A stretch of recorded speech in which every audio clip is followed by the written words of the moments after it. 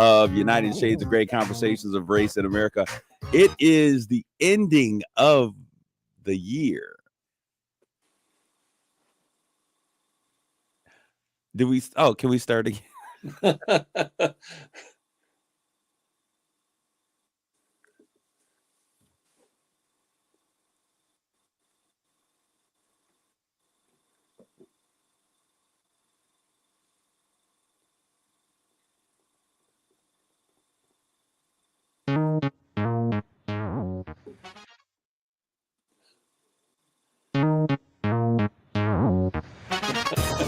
Welcome to United Shades of Gray, Conversations of Race in America on WSGW. Now, here is your host, Kareem Bowen.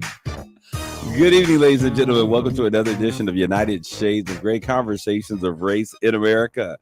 We are here, and if you're looking via our social media streams, you'll find out that this is a bloopers episode. Not really, just kidding. But there were a few miscues this morning. It's cold outside. The weather outside is frightful, and it's messing up the studio action. But you will also see that there is another fairly good-looking guy that is in the social media stream with me. Mark Bassett. Welcome back, Mark. Man, it's great to be back. And thank you for letting me rejoin. I appreciate that. You didn't have to do that. So well, Mark, you can't steal my thunder. That's a little bit of my big revelation for the ending of the show. But if you want to kill it at the beginning, hey, this is what we're going to do, right? But we also have in the studio sitting in for John B. at the place to be. We got Matthew. I call him on.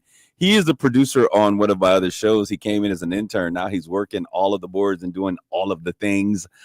We have Matthew Lester, a.k.a. White Soul. What's good, Matt? What up, though? How are you doing today? This is how he responds. Wow, I like that. White Soul. Who's this guy? I mean, who's this go-to soul artist? I don't know if it's a different genre. So he is definitely culturally aware when it comes to music. But Mark, you like some of the old school hip hop and rap, right? I do. I like Nas. You got a camera over there, Matthew? All right, yeah. You guys, you actually may have a few things in common because this kid never ceases to amaze me. Didn't you just go to a concert recently, or you're planning on going to a concert? Oh yeah. Last Friday I went to the Ice Cube concert over at Soaring Eagle. Wow, Ice Cube is playing at Soaring Eagle. Wow. Hey, and I just heard not only is Ice Cube playing at Soaring Eagle, but who was it that's playing in Traverse City? Who's coming to Traverse City? Oh, I have no clue. Wait a minute. No, it's man, someone that is a really big hip hop star coming to Traverse City, and I was like, I just can't even imagine this artist playing up there. I forgot the name. Yeah, that doesn't seem like a hip hop town, Traverse City. No, it's not. But they got an artist that's coming up that way. But want to give a shout out to everyone who continually tunes in and listens to this show, either on WSGW at 100.5 FM and 790 AM, which is a simulcast, and then also all the way down there in the snowy area of Chi-Town on the outskirts of Chicago at WJOL. In Joliet, Illinois. Certainly welcome to the conversation. I'm excited, and the reason I'm excited is because it is the ending of an old year, and we're on the precipice of a new year with so many great things. So today's show, we're going to talk about some of the things that I thought were the big things of 2024, and we're going to tie a bow on 24 and as we get ready to prepare for this new year. But before we do that, we got to spend some time talking to Mr. Claus, Mr. Christmas himself. He's with us, Mark Bassett. I want to just catch up with you, Mark, since you're here in the studio. You're back in the wonderful Great Lakes state of Michigan, just in time for all of this fluffy white stuff you love so much. Mark has spent, how long, Mark, were you out on the West Coast? Really, since mid-January, really. I came back in June expecting to stay here for the rest of the year, and then I ended up having to go back for the rest of the year up until really just a couple of weeks ago. So I've been in basically Orange County, California, Laguna Beach, and Corona Del Mar since January. Let's talk about what are the types of things that you have been doing out there in did you say Corona Del Mar? Corona Del Mar, and then Laguna Beach first. So for the first half of the year, I was out there really on vacation just to get away from the winter in Michigan. We were in Laguna Beach, Welcome back. California, which is kind of halfway in between LA and San Diego. My wife was born and raised in Laguna Beach. People may know it from the old MTV reality show. But that was, she was born and raised, and we rented a condo there to spend the winter. We also have 2 kids out there. And then we came back in early June, and as some people know, I'm on the board of a company out there. And the CEO departed kind of abruptly. And so I stepped in to help run the company while we look for a new CEO. And so I've been basically running that company with a few other people helping since July. And we've got a new CEO in place now. And so I'm back.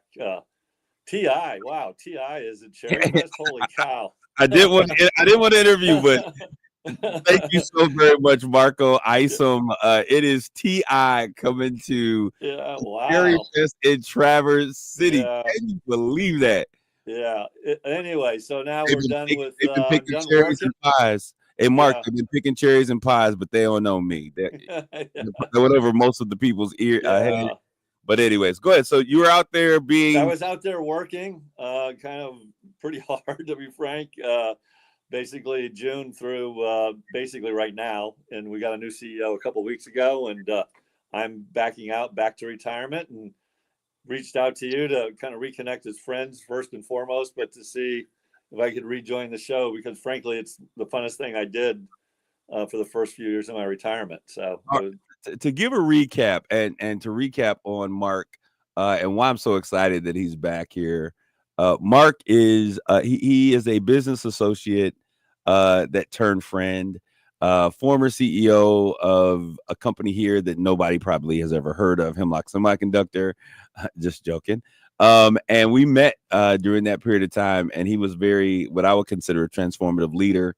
And we connected on a lot of ways. We both found out that when something needs to get done, we're the kind of people like, just do it. And I think that was one of the things. Was like, okay, we're just gonna just do it. And we taking people so long here. Yeah. Yeah. And we started doing that, and then from there we learned that we have so many other different things that are in common. We had friends in common. My man has vinyl, which makes him one of the coolest people on, because I do vinyl. There's very few of us vinyl heads that are still in existence. So that means he also has a record player. And so we started talking about that. And then, Mark started talking, he started telling me about all his white people stuff that he does, all his white little, the things that white people do, the black people just sitting there like, who keeps these businesses open? Potluck, vinyl records, antique shows, Christmas all of that stuff. Yeah. So this summer we're going to talk about some of that, Mark, before we get into our main conversation. But that's one of the things. So when we were talking, I had asked Mark, and it's been a couple years ago, Mark, to come in and co-host with me on this show. It's been 3 years, actually. It's been 3 years. And so you came in and you're like, yo, a white dude don't really have a lot to gain here. I'm this in the cancel culture, but you were bold enough, and we built a relationship. And there's many people that are out there. Hey, Mark. They've been asking, where's the white guy at? Where's that white guy at? I told you I wanted to be the white sidekick, the white Robin, basically. And so, he's out there doing, he's still, as he said, on the board. He's out there doing his business stuff. And now he's back. So he's back here and to take some of the thunder away from my big number 12 announcement. You understand what I'm talking about at the end.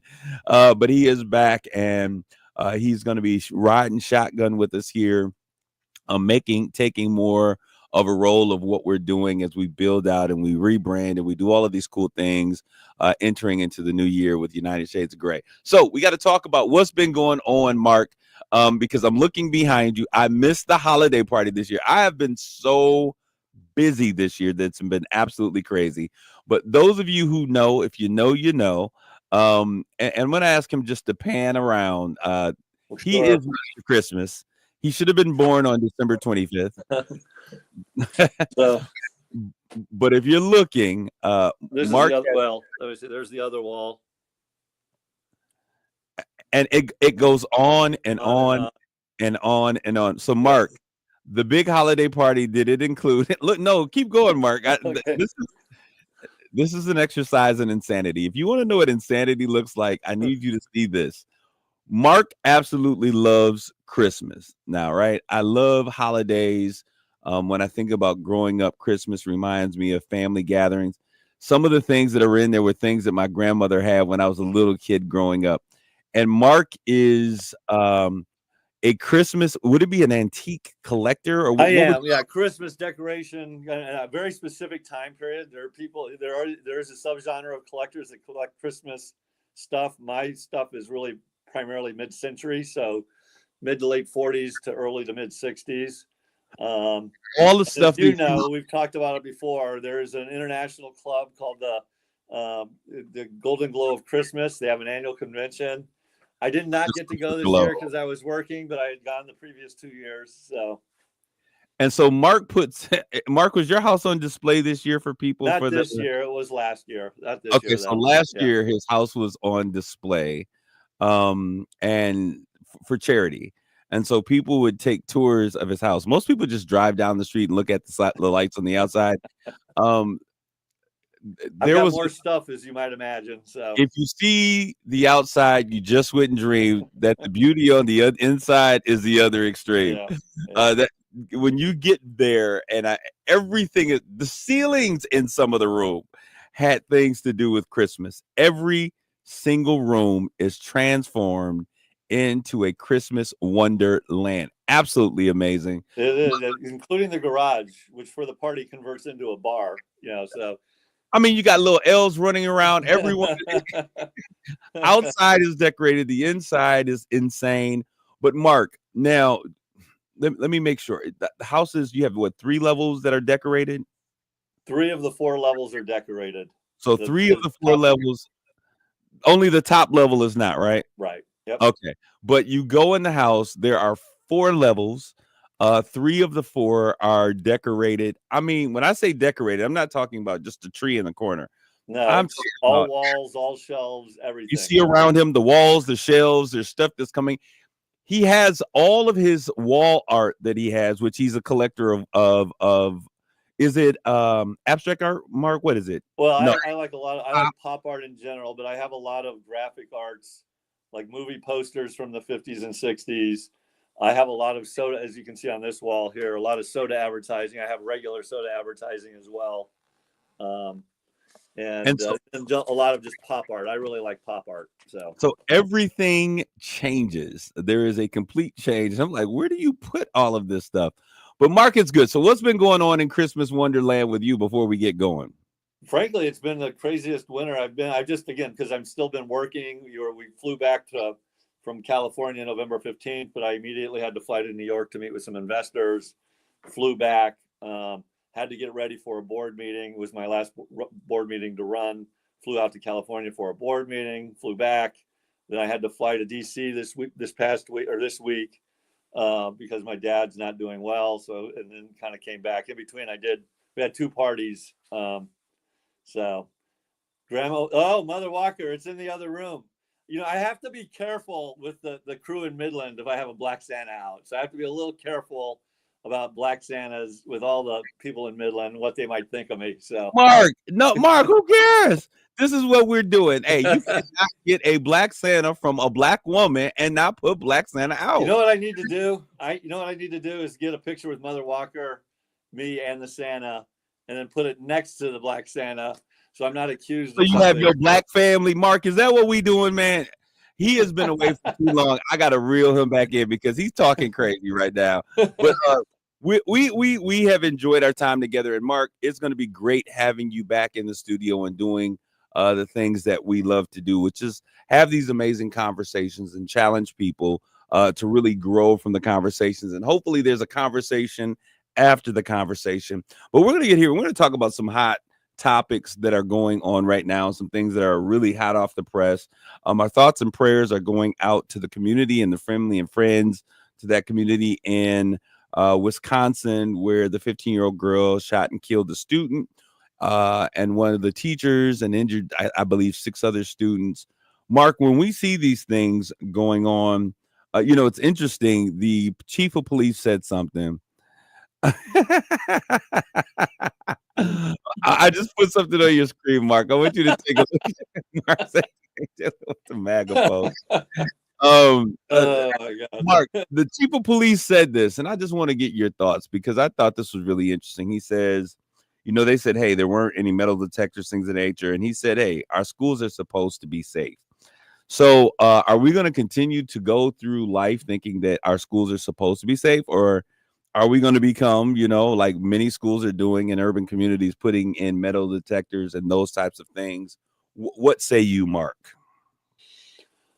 I mean, it's a tough one. I think it's no one thinks it's going to happen there, especially at a school like that. I'm guessing it's a private school. People have to pay money. Is that what you expect? But hell, that happened at Dow High. That's what they expected the school. Yeah, you don't expect it. It's probably something every school should do. But again, I think it's so frequent anymore in one sense that people are a bit numb to it. But in another sense, it's when you look at all the schools and every day, it's relatively rare, and people just don't think it's going to be them. They don't think it's going to happen there. So. I think that what you're saying is true, and I think that we're living in a society, and it's unfortunate, and it's unnerving to me.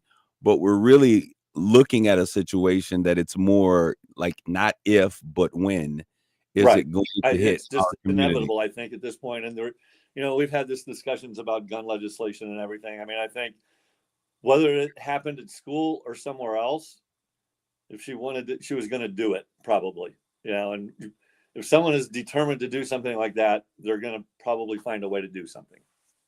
Yeah, and I agree. Some of our people in the stream, one of our Jeffrey Bulls was saying that we've moved from a culture, a gun culture, to gun worship, where everyone has a gun, and we love them so much. And I ask the question all the time: do we love our ability to have guns more than we love the kids that we create and we produce that are a part of our culture and our families? And it's an interesting thing. And I know, Mark, you are such a strong advocate for gun ownership. Well, as you know, I don't like guns. Just kidding. I am afraid of guns. That being said, I have two sons that are huge gun aficionados and collect guns. They collect military weapons from typically World War I and World War II. Again, I have very mixed feelings about it. I do think we need stricter gun laws in terms of making sure we understand who's getting them. I don't know that taking guns away or outlawing guns ultimately stops what's going on. I mean, again, I think people find a different way to do things. Now, this is what's so crazy about this dynamic is because Mark, the white guy, he says he doesn't like guns. He's practically afraid of guns. But me growing up, I've always shot shotguns and things of that nature. So I have, several of them that I enjoy in the manner that you should. I am a carrier, so I do carry as well as concealed weapons permit. Is that? Yeah. I'm CPL all day. Yep. And so it's an interesting dichotomy in terms of how we develop. And like I said, these are some of the things that are interesting to us because we're alike in some ways and very different in other ways. But anyways, so this is something that we're gonna have to deal with. It's not going anywhere. But Mark, speaking about guns, I want to kind of slightly turn the corner. Luigi Mangione, I think that's how we pronounce his name. The young man who allegedly killed the CEO of United Healthcare. What are your thoughts about this, Mark? As a former CEO, right? Yep. Seeing a CEO get knocked off because someone is, hey, he's the target. He fits the profile. These CEOs have been sticking it to us. He's the target. What are your thoughts? Because I know a number of CEOs have said, listen, we're not playing this. We're not coming out in public. We're going to chill at home for a little bit. Yeah. Well, I mean, again, I'm not, on a certain sense, I kind of think it was an inevitable. It's one of those things, again, where if someone really wants to do something, it's going to be really hard to stop them unless you surround yourself with a security force. I mean, there's such, number one, I think, animosity towards corporate America and CEOs in particular, which I understand the rate at which CEO. Why do you understand that? Why do you say that? Go ahead. Because I think, we've talked about this before. that there is a growing wealth gap in this country that's unhealthy. And there's a handful of people, I'm speaking figuratively, but in a sense, a handful of people that have a crazy amount of wealth and power. And that's been further consolidating over the last couple decades. And we've talked about it before, like in the early 1900s, there was the Industrial Revolution. You ended up with these, a handful of people that unbelievable power and wealth. And that's where the government stepped in and started breaking these companies up. And you've kind of seen that again, like in the tech industry and where these guys are worth billions and, tens of billions, hundreds of billions of dollars, or whatever it is. It's, private equity firms is another place where, and so there's been this consolidation of wealth, whereas everyone else is getting left behind. And so there's animosity towards corporate American CEOs in particular, because of the rate of which their income has risen kind of frankly where other people's hasn't, and grown apart. And I think there's anger, which I kind of get about the U.S. healthcare industry. That being said, when it's all said and done, if you can afford it, it's the best healthcare industry in the world. People fly here to get healthcare. But I understand the animosity. And I think in particular, so layer on top of that, the third layer is health insurance, which contains a lot of power and are leaving people, and this company in particular evidently had a super high rejection rate, like 30-something%, leaving people in their most desperate time of need in just tremendously horrible financial crises. And so it's not, it's ultimately I always felt it was something was inevitable to happen. Obviously it's wrong, it's not right, but there is a problem that needs to be fixed. What's interesting is I've been in situations where, as a pastor, going to the hospital and sitting with people and folks who have, government-based insurance, which, had, it's high percentage. And but there's not a lot of cover. A lot of some things just are not covered. Yep. And I would see the difference between, going to the doctors with some of my family members who, have Blue Cross, Blue Shield Plus, or whatever those things are, where they have all of these added benefits versus a government care, and the care of the patient literally comes down to what kind of insurance do you have. It's an issue of wealth, not an issue of, you are an American citizen, one of the greatest countries in the world. Let's take care of you. And so we see, certain procedures and certain tests and certain x-rays or, different types of things aren't covered, or maybe you've had too many already. And it is a very sad thing when we look at it. And there's so many individuals. And oftentimes, Mark, to your point about how people feel about many of these CEOs, many folks who fall into those brackets when it comes to their opinion on healthcare often fight against the concept of having Americans covered when it comes to healthcare. And so it's kind of an easy thing to understand that people would have issues with that. But we're going to continue. The crazy thing about this Luigi guy. The interesting thing about this one is this kid's like from a super wealthy family. From a super wealthy family. He disappeared for 3 months, so he clearly had some sort of issues, mental health issues, and so. And he has a cult following. People are talking about how good looking he is. They are wearing Mario and Luigi from the video game, to show support because people are tired. They're done with it. They're over it. And they think that we got to get to a place where all of our citizens have affordable health care that is worth its weight. And so we're gonna talk about similar things as you were talking about tech millionaires. We're gonna come back and we talk about the government shutdown and our friend Elon Musk. Stick, stay, don't go away. We'll be back with more United Shades of Gray.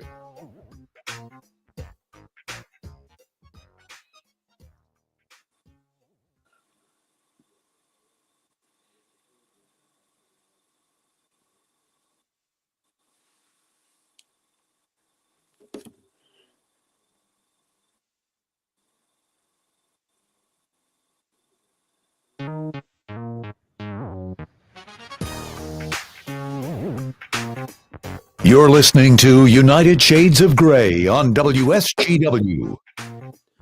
All right, we're back with more United Shades of Gray. Mark, you alluded to CEOs and the increasing wealth gap that we're seeing, and how this gap is being exacerbated by this new innovation technology space, with many of its leaders, 10 hundreds, excuse me, tens, hundreds of billions of dollars with what they're pocketing. We now have them entering into the trillionaire space, which is just mind blowing, right? It's mind blowing. Jeff Bezos has got a $500 million yacht. I mean, come on. It's crazy, right? Yeah. And so now, not only are we seeing them in that space, and folks are angered, but we're now seeing we're looming, and there's a government shutdown that is looming. All right. And the reason I wanted to lead in with our conversation of that wealth gap, because with great wealth comes power. Money is power, and money is king in this capitalistic society. We now have a House Speaker, Mike Johnson, whose job is in peril. He always reminds me of like the kid from The Christmas Story. You're right. He kind of doesn't looks he a look little like bit him? Physically, he looks a little bit like him. He looks like him, and he's always looking through those glasses. I met him briefly. Well, I didn't meet him. He was at an event I was at in California. He was actually Mike pretty Johnson good. or the kid from Christmas Story? Yeah. Mike Johnson or the kid from Christmas Story? Oh, Mike Johnson. Sorry. Yeah. Oh, so you met him? Okay. Yeah. Well, I mean, I was at a fundraising event. He was coming to support the guy. Actually, fairly impressive, to be honest with you. So, in terms of just his presence and his ability to kind of communicate. So, well, dude's job is in peril. I didn't really agree with most of what he was saying, but that doesn't mean he's not an impressive guy. So, Mark, we're going to come up with a new Republican Party for you, because the other one has been hijacked and is now the Trumplican Party. Yeah, that's not really the Republican Party that I know. So at all. So, but now his job is in peril. We see that he was leader on a deal that they crafted where Democrats were buying in, White House is involved. And it had initially received number 47, our newly elected Donald Trump's approval, and which is crazy to me because of course, Joe Biden is a lame duck, but if anyone could have felt any more useless as a president, and this is, I'm saying this, and I'm trying to be nice, his party kicks him to the curb at the last minute because of his abysmal appearance at his debate. He disappears and comes in, makes pit stops, and has some gaffes during the election cycle. And now the incoming president has basically made it seem like he does not exist and that he's already in power. Yep. So it's been really crazy. So anyways, there's a deal that was done there that was crafted by Speaker Johnson. And then we see Elon Musk, who now some people are calling the true president or the actual vice president. Some are saying that he needs to be the speaker, which was interesting because I didn't know that you didn't have to be a part of the political process. You don't? I didn't know that. Interesting. He's really the last guy I would want, but anyway, okay. So, but anyways, right? So now he comes in, he takes to, I almost said X social, but he takes to his social media platform X, and he says, "Hey, don't pass this." Donald Trump then reverses course, and he says, "Yeah, we shouldn't pass it." It is blown up in the water, a deal that had been agreed to, and now we are in a position that the government is in peril of being shut down. Now, we've been here a million times. We've been here a bunch of times, man. We've been here a million times. Yeah. But when we look at what's happening, and we look at what's at stake, and why should individuals say, "Hey, we're going to jump in and save the day," I guess, from the Democratic side. Mark, what's going on? So we look at tech. It was Elon Musk. He is coming in, and I think it's because Trump is enamored by people of high value, celebrity, and worth. Have you ever seen anything like this? I would say in my life, but I am young and I'm tender and I'm a young guy. So I'm going to ask you: have you ever seen anything like this? No, in of course not. I've years on never this seen earth? anything. I mean, you know how I feel about Donald Trump. I've never seen anything like that. Now the whole Elon Musk thing and the cast of clowns that he's, not all of them, but a high percentage of cast of clowns he's nominated for different positions. I mean, no, I have never seen anything like this. So, So what do you think when they're floating this idea of him being the speaker? And of course, you're talking fringe Republicans. We're yeah, talking yeah. a handful of Republicans, but could we see something like this happen? I mean, what do you think that would do to impact? I don't know. I mean, he has to be voted in, right? I mean, it would be interesting to see if he could get the votes. I mean, it took 19 votes for Mike Johnson to get it, and Yeah, and yeah. so I have a hard time imagining that any Democrat would ever support Elon Musk, and so I just don't think it's likely. I don't know. So You know what's dangerous to me is to see the influence that money has in our political system. I mean, yeah. if anything really shows it, this our political system has been hijacked by very wealthy individuals. I mean, there are very few people who are part of the political I mean, my process. guess is it always has been, Kareem, when it's all said and done. No, I would agree. I would Yeah. agree. But this really shows us the level to which we've become. Yeah. And is this really what the people want? I think people were talking, and Well, I this is don't a whole know. nother The people voted Donald Trump in, so I guess yeah, so.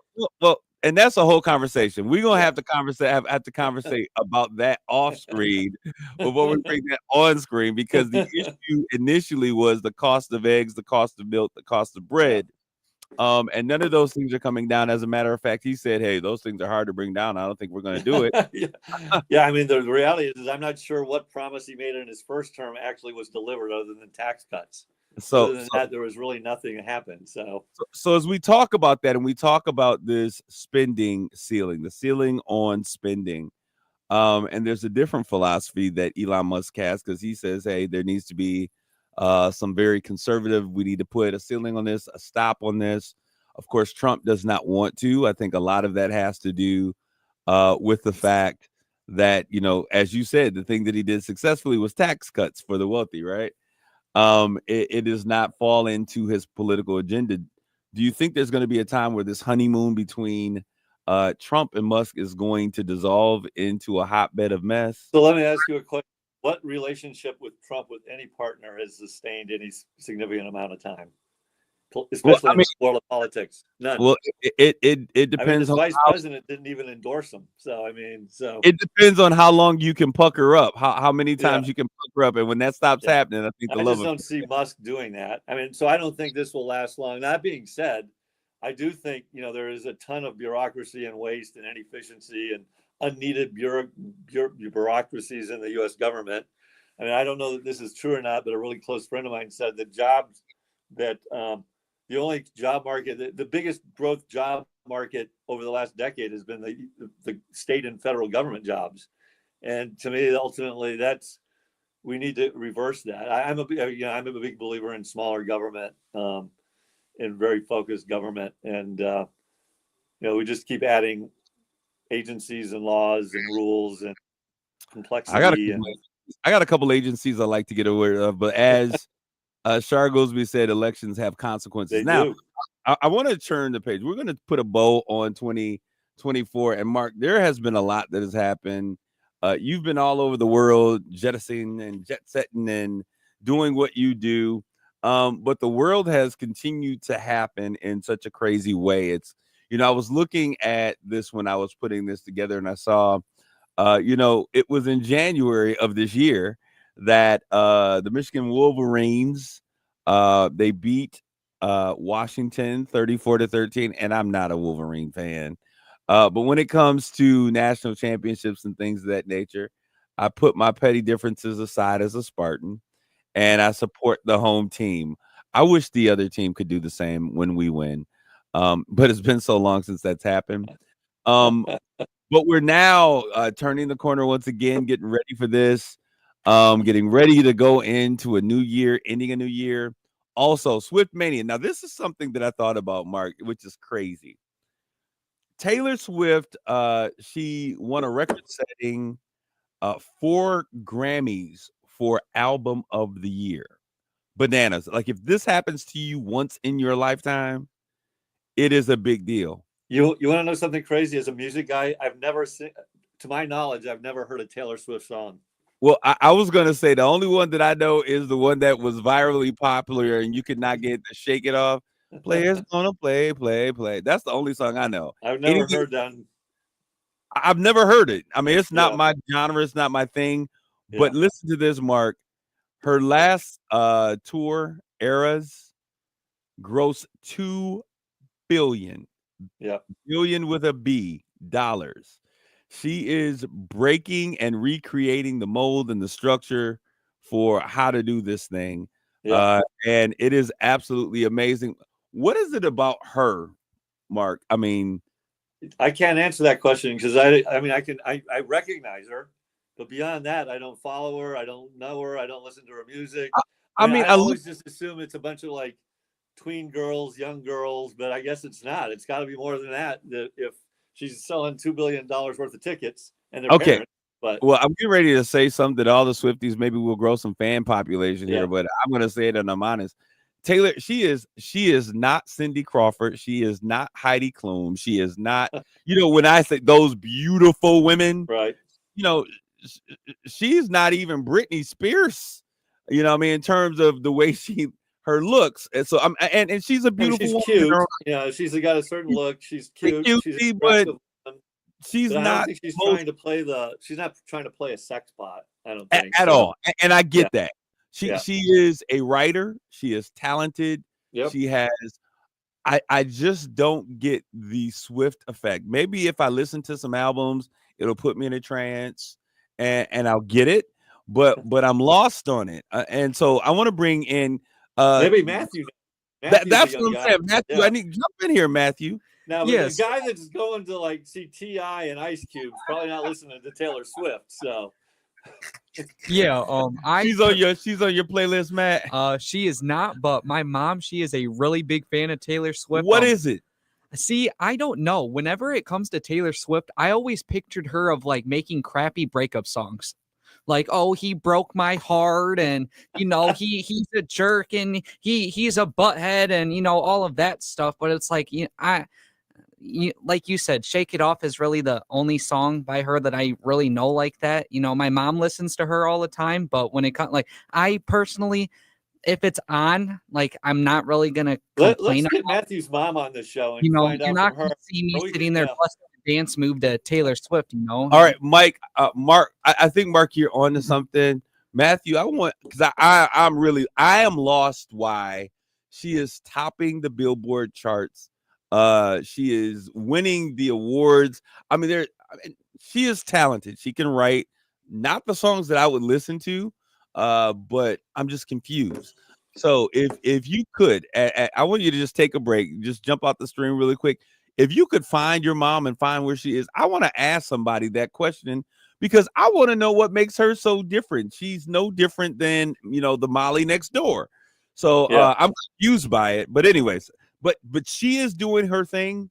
Her fans are responding. She has a cult following. I'm sure, Mark, there are probably 3,000 girls when they hear this. They're no longer going to ever like. That's not the baby. I don't know that they were listening to this show to begin with. Of course they were, Mark. We're going to lose listeners because she's out there doing her Swiftie thing. But moving on. So we move from the prowess of Taylor, and I'm hoping that we can get married because I'm for real. I'm lost at that particular thing. But 2024 also saw the year in which we saw music mogul Sean Puff Daddy Combs, the hip hop artist, the hip hop Don Dada, get hit with and arrested and charged with a series of RICO charges. This is that racketeering stuff, sex trafficking, racketeering, transportation to engage in prostitution. With an additional 120 charges from alleged victims that are out there, brought a new term to light, Mark, that I don't know. Maybe you were sharing it with your friends, you and Mary in Midland. Freak off. No, I haven't not been to a freak off here in Midland, Michigan, at least. And Mark, I'm okay. Is she online? All right, Mark. Mary is online. I got to ask Mary this question. We're just gonna throw caution to the wind and go full steam ahead. Mary, are you there? Yes. All right, she is here. Mary, we have a question. And for me, it is a question that I've always had. And when I was looking at this year in review, Taylor Swift, her Eras tour, $2 billion, grossing $2 billion. As I was sitting here, of course, your son, he's more of a ain't no future in your frontin' with MC Breed than a Swiftie. But he offered up the fact that you are a Swiftie. Is that correct? She's my girl. She's your girl. We're BFFs. Okay. My kids say slack all the time, but yes, I am a Swiftie. Okay. Now, a newly Swiftie. A newly Swiftie. Okay. Now, Mary, you're gonna have to help me because I thought that all of her fans were 16-year-old screaming schoolgirls. Oh my gosh! 18-year-olds. He broke my heart. You're breaking the mold here. What is the thing about Taylor Swift that pulls you into her orbit? Her kindness and generosity and aura that she puts out to people. Like, she, I think, is a good role model for young girls. Okay, but Mary, no offense. You're no longer a young girl. You got kids that are. I have a young daughter here that I wish she would look up to her. Okay, and so your love for Taylor is because you would hope that your daughter would look up to her. Well, and she has good music. Okay, so what is it about her music? Well, she writes her music. So even like this last album release was all her emotions. So are you connecting? She's very talented. So are you connecting with her on an emotional level with the songs that she's writing? Some of them, yes. Okay. So what's your favorite Swiftie song? Oh my goodness, you put me on the spot here. I did not have any idea this was going to happen. That's why I love it. I really enjoyed Peter off her last album. It was called Peter? Yes. Okay, well, yeah. Of course. Was it a breakup song? Was it another breakup song? Well, from what I took it's Wendy's point of view from Peter Pan. Okay, I'm really confused now. But Mary, I want to thank you for sharing why you are a Swiftie. Hey, rock on, do whatever makes you happy. Do that. I didn't know if I've ever spoken to a Swiftie, if I'd ever meet a Swiftie, and there's a Swiftie lurking in my backyard here. So thank you for sharing with us your thoughts and your opinion regarding really the queen of music at the moment. Yeah, no, not a problem, Kareem. All right, thanks so much. Thanks. Bye-bye. All right. So Mark, we were talking about Diddy. This is the Freak-Offs in Midland, Michigan. So yeah, Mark, I'm having trouble because it appears that you like saying that word, that the Freak-Offs. What did you think when you first heard this? Was this something like next worldly of you? Well, I mean, you could kind of guess what it might be, but yeah, when you read what it is, I mean, okay, so. But evidently, it sounds like people knew this stuff was going on for a long time. Don't we know this is going on? I mean, well, the people in the know. Well, again, who knows? I mean, he's at this point, it's alleged, right? I mean, although it's going to be hard to believe that he could ever get off of this, but it sounds like these parties have been going on for a long time, and people that are invited to the parties know about them. Some people left, some people didn't. So, all right, Mark, this is what I'm going to say. This has been going on in Hollywood forever, right? Yeah. These types of things. Yep. I mean, I was looking at something where Shirley Temple was talking about, she was sharing her story about when she was a kid and what they were trying to get her to do on casting couches. Yep. And so this is the Epstein Island situation, all of the Yep. things that we see going on. Is this a situation? Do you think that he ticked off the wrong person, barked up the wrong tree, and so some of this stuff is now being released that never would have come to light before? Diageo, I know there's a lawsuit that he has, the big liquor company Diageo. Do you think that this is what this is? He's ticked off the wrong person? Oh, I don't know. I mean, this is how, like you said, it's happened to a number of people. I think at some point, like the dam breaks, it starts to crack, and at some point Yeah. the dam breaks, and there's a whole, a crack in the dam, and it just bursts wide open. And I think that was just the accumulation of so Oh, much yeah. stuff, and then finally it just broke. I hope Yeah. every slime ball, black, white, Mexican, brown, that is out there doing these crazy things. I mean, if it's adults, it's one thing. It's Yeah. consensual. Well, like you said, You this can is be not as new. freaky as you want to be, Yeah, but when you they had bring in, these kind of issues back in the 1920s and the early days of Hollywood. James Franco's been blacklisted from Hollywood. And the list goes on. So yeah, so I hope they get them all. Get everybody, the politicians, the royalties. If it's all true, let it all, let be damned all of it. But also, so in the news, we're gonna get through this list really quick because I want to get to the last one.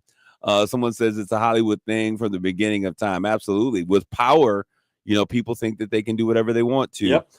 We saw a Baltimore bridge collapsed. The Francis Scott Key Bridge, which I thought was interesting. The person, his bridge collapsed. Another thing this year that we were looking at the dark skies. Black people became excited about the eclipse, and that's something that we normally do not do, but this was kind of different. And why was it different? Why was it different?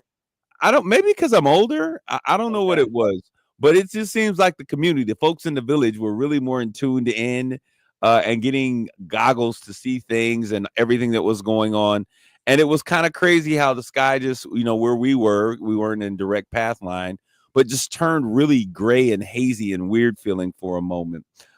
So many things were going on. We had the 24 election cycle where they kicked out Sleepy Joe. Nancy Pelosi, the Don Dada of the Democratic Party, came in and said, Joe, either you leave or we're going to make you leave. Yeah. And suddenly he got COVID, disappeared into the hills, and resigned via a letter. Then we also learned that presidents now have absolute immunity in their course of office. And that was something interesting that came to be. Then we saw number 45, who's soon to be number 47, Donald Trump, get shot by a gunman in an attempted assassination.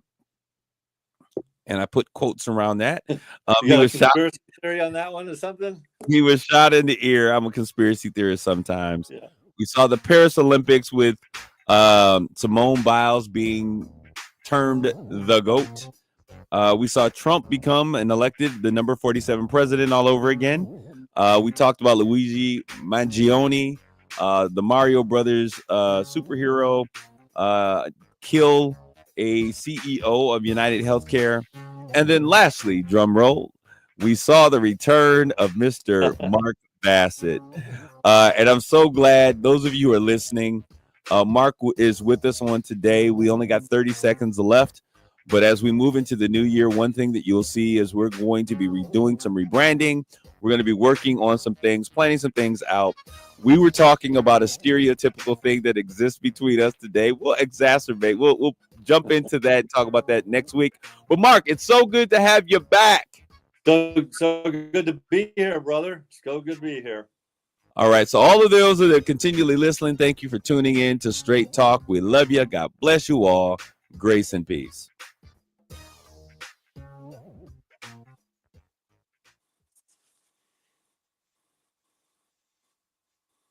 Mark, what does your after Christmas look like? Wide open.